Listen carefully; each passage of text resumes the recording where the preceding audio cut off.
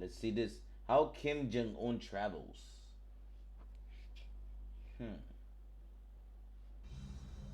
This is the Taeyang-go. On board is Kim Jong-un, the ruler of North Korea. He almost I want to know never what leaves happens in his North country. Korea. But when he does, he travels on rail. In the so-called No plane? moving fortress. Right now, he just left Pyongyang. His destination is the Vostochny Kosmodrome in Russia to meet Vladimir Putin. The journey will take him around 2 days and well over 1,000 kilometers. 2 days? Why not take a plane? Oh. Kim has many enemies. How does the Taeyang-go keep him safe? Damn.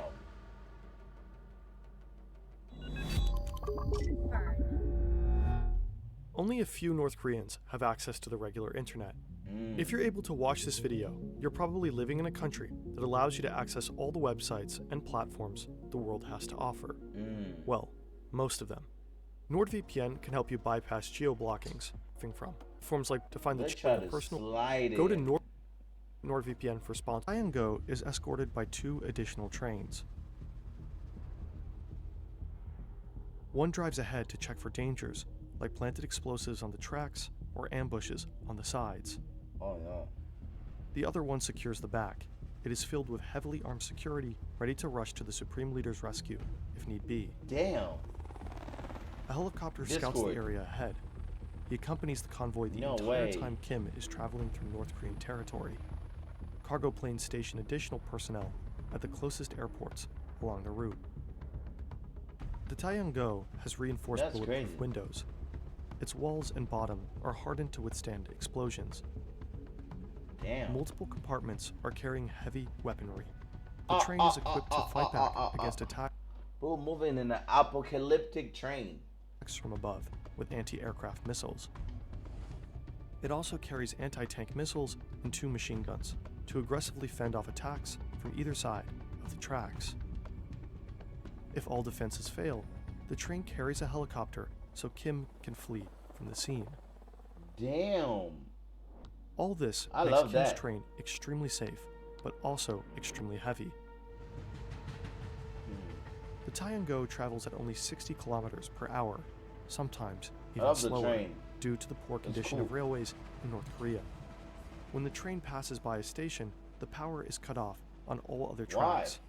There are 20 railway stations in the country that were built solely for this one train. What?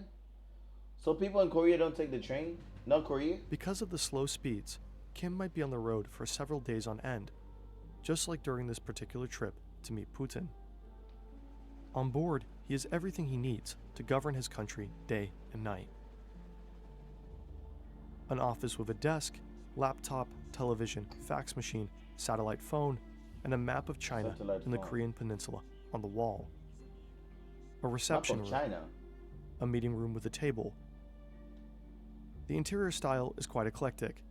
Most rooms are entirely white with shiny wooden floors. There are green and hot pink sofas, ivory and turquoise curtains, flower-shaped lamps, and... How does he know this? Imposter? Zebra-patterned fabric seats. Leopard. But the highlight of the train is the restaurant.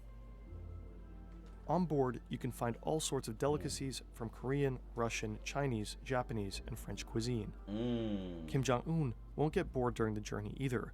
The train has singers on board who serenade the Supreme Leader personally. Serenade's crazy. When stepping off the train, 2 onboard armored Mercedes limousines are unloaded for the last mile. Damn. Train travel has a long tradition in the Kim family. This is the Kumujin Palace, where the remains of Kim Il-sung and Kim Jong-il are laid to rest. Damn. Right next to their remains, you'll find life-size models of their personal train carriages. There's even said to be a painting of Kim Jong-il proudly standing next to his train. A map with small lights shows the many journeys they took. Damn. Taking the train started as a safety precaution. Kim Jong-il was reportedly also just a bit afraid of flying. In 2001, he took a train journey lasting almost a month, all the way to Moscow, covering a total of 20,000 kilometers. A Russian official named Konstantin Pulikovsky accompanied him. After the journey, he published a book about his experiences, much to the irritation of both the Russian and North Korean governments. That's because for a long time, the Korean leaders' trains were shrouded in utter mystery. It was never announced when they would move and where. Also, the interior was largely kept secret. In 2004, Kim Jong-il's train passed the Yongchung station near the border with China. Just hours later, a massive explosion killed about 160 people and injured 1,300 more. What the heck? Supposedly, a train parked at the station laden with oils and chemicals was No hitting power way. lines. There were speculations that this might have been an assassination attempt. That's not entirely unlikely. There have been many reports of internal power struggles in North Korea over the decades.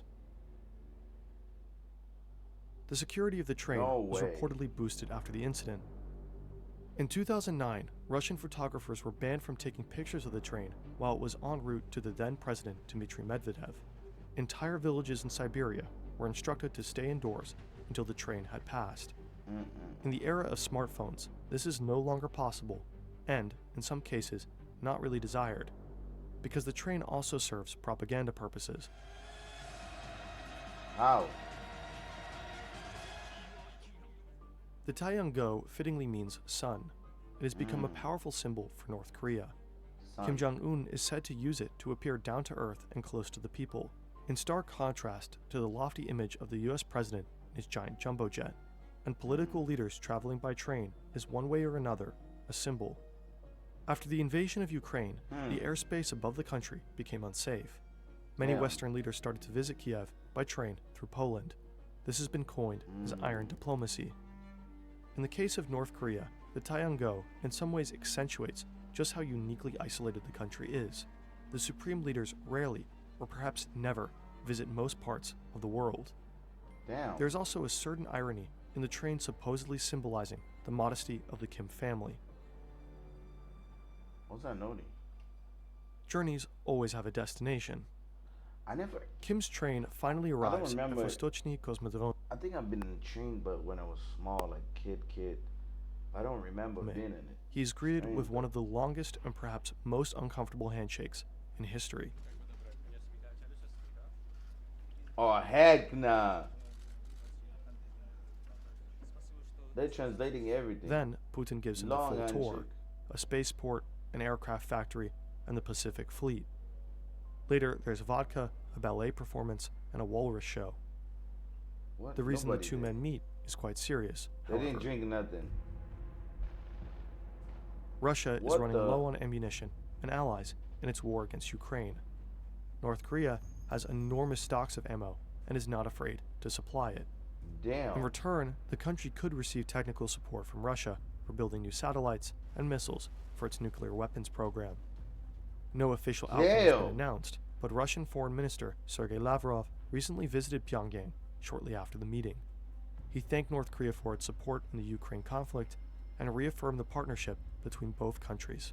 North Korea, in turn, officially recognized the territories captured by Russia as Russian sovereign territory. No way. Lavrov didn't commit on weapons deliveries, but according to the US government, North Korea has already delivered over 1,000 containers of ammunition and military equipment to Russia.